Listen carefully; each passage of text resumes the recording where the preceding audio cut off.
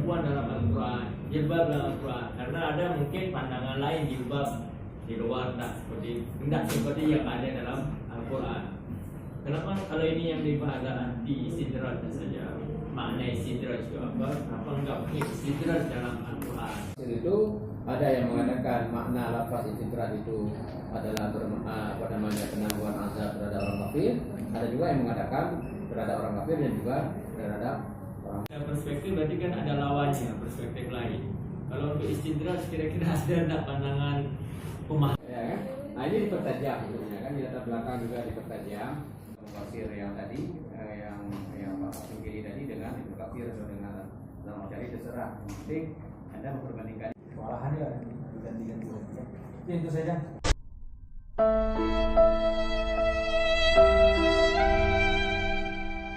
Terima kasih kepada para dosen yang telah bersedia menjadi penguji pada seminar ini. Langsung saja.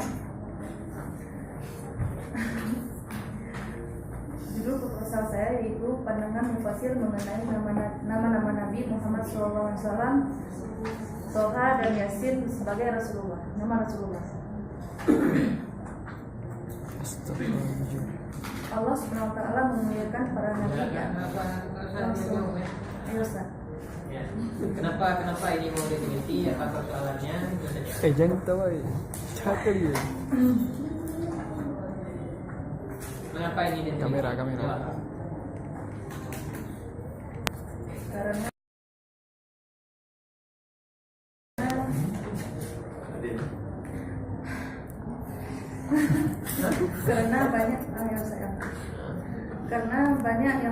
karena kata Toha dan Yasin itu banyak secara umum banyak yang sudah mempraktekkan.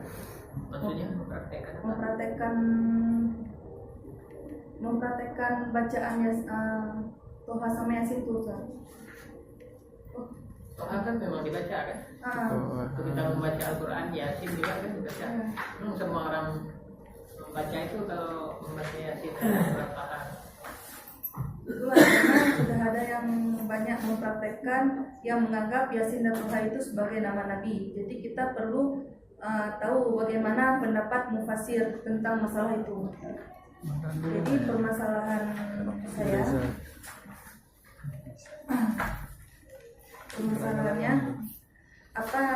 permasalahannya itu apa nama-nama lain daripada nama Rasulullah itu? Ini bukan permasalahan, ya. Ini rumusan masalah. Ya, rumusan masalah. Yang kedua, sejauh mana pandangan mufasir terhadap penamaan bahwa Yasin dan Toha itu merupakan nama Rasulullah. Apa penafsiran dari nama-nama Rasulullah ini? Maksudnya apa penafsiran ini gimana? Penafsirannya itu maksudnya kan nama Rasulullah itu kan banyak Ustaz, tapi yang saya teliti cuma dua, Yasin sama Toha.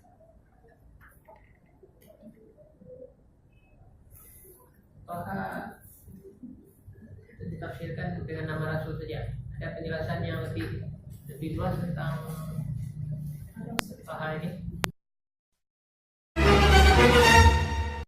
Apa kira-kira?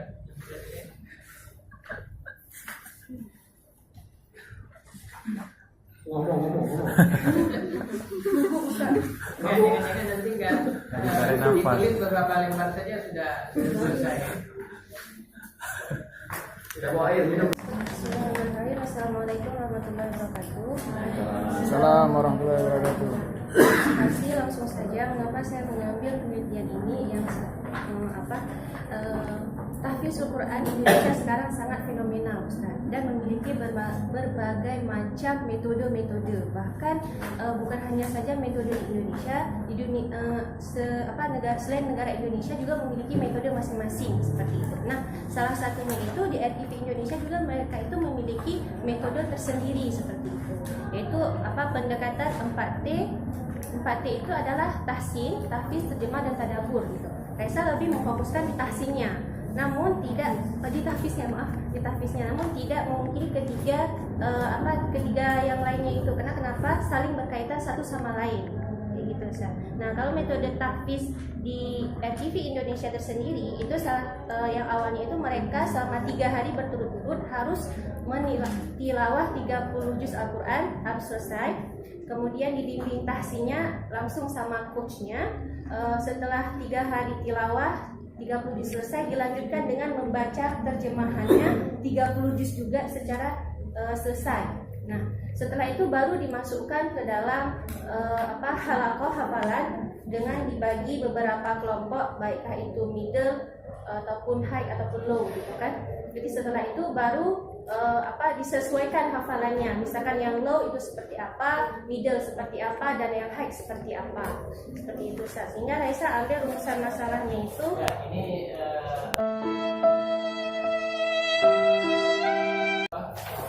sementara ini efektif atau gimana? Maksudnya? Artinya dengan dibandingkan dengan metode-metode yang lain, ini lebih memiliki karakter tersendiri dalam mencapai tujuan tampil itu atau tidak? Alhamdulillah Ustadz, karena Reza juga termasuk salah satu anggota dari situ. Dari 20 peserta kita kan ada beberapa prodi, leadership, duta, mandiri, dan juga ada sama entrepreneur. Jadi dari angkatan pertama itu yang leadership 20 peserta, 11 orang selesai 30 juz dengan metode tersebut. Berapa lama? 1 tahun. Itu dari yang tidak bisa mengaji sama sekali. Di situ ada Reza masukkan hasil wawancara melalui via WhatsApp di internet. Beliau ini dia nggak bisa membaca Quran, huruf aja beliau nggak tahu. Tapi alhamdulillah dibantu dengan coach, alhamdulillah bisa kayak gitu. Bahkan beliau selesai 30 juznya seperti itu. Berapa orang yang seperti itu? Yang seperti itu, yang 30 juz beliau satu, yang satunya lagi itu belum selesai 30 juz tapi 15 juz sudah.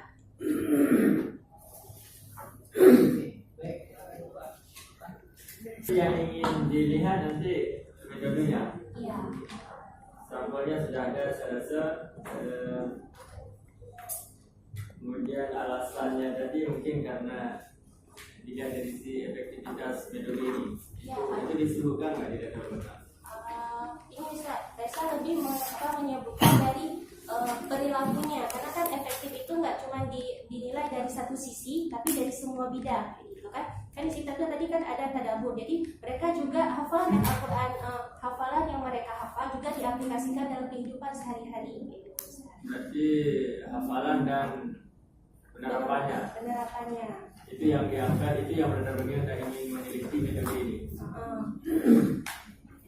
Jadi mengukur hafalan tapi tidak menjadi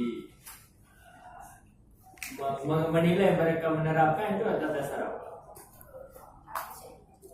Ya, Anda katakan bahwa metode ini layak untuk dilihat ataupun diteliti karena mereka di samping menghafal, yang hafalan buktinya sudah ada dari hafalan.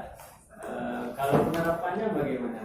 Cara penerapannya itu kan kalau misalkan dalam kegiatan sehari-hari itu kan full job Ustaz, bukan cuma kegiatan menghafal doang gitu kan.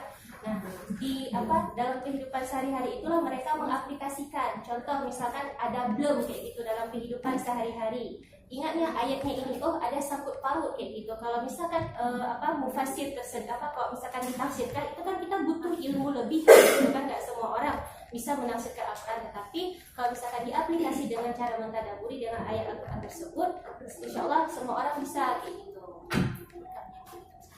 Dalam beberapa hari itu membaca semua terjemah, 3 hari harus bisa tamat baca semua. Iya, kemudian terjemahannya berapa hari? 3 hari juga. Berapa yang sisa itu 3 hari kecil? Kalau menurut ini hanya menggunakan logika saya. Hati-hati baca terjemahannya mungkin 1 minggu nggak semua. Kecuali nggak udah membuat. Jadi kalau 30 juz itu baca terjemahan dalam 3 hari, yang tersisa berapa? Kira-kira itu menurut saya kalau terlalu dari tidak bisa bahasa Arab sama sekali, hanya bisa baca, kemudian dengan metode ini dianggap tadi dicontohkan bahwa kalau ada masalah bisa teringat ayatnya, itu masih belum dibuktikan menurut saya. Karena kita ada yang belajar itu ayatnya lupa-lupa, maksudnya yang Jangan 30 juz. Ayat yang kita belajar tentang tentang kewajiban salat, ayatnya hafal, artinya bisa nggak tahu kalimatnya ada yang sulit. Bagaimana dalam 3 hari bisa tahu arti 30 ya? Jadi mungkin di alasan tadi ini saya rasa nggak masalah. Videonya kalau lapangan ini memang apa-apanya sudah ada semua di sini. Saya cuma ingin tahu lebih jauh kenapa ini ingin diteliti apa istimewanya. Jadi kalau memang ya tadi disebutkan bahwa sangat efektif metodenya, dari sekian orang bisa hafal dalam waktu 1 tahun 30 juz itu saya rasa sangat menonjol kan, sangat bagus metode. Cuman ya tadi kalau untuk penerapannya saya masih ragu dengan penerapan. Jadi itu harus bisa dibuktikan. Apalagi contoh yang kamu sampaikan tadi, kalau orang ada masalah langsung dia bisa ingat ayatnya ya. Boleh.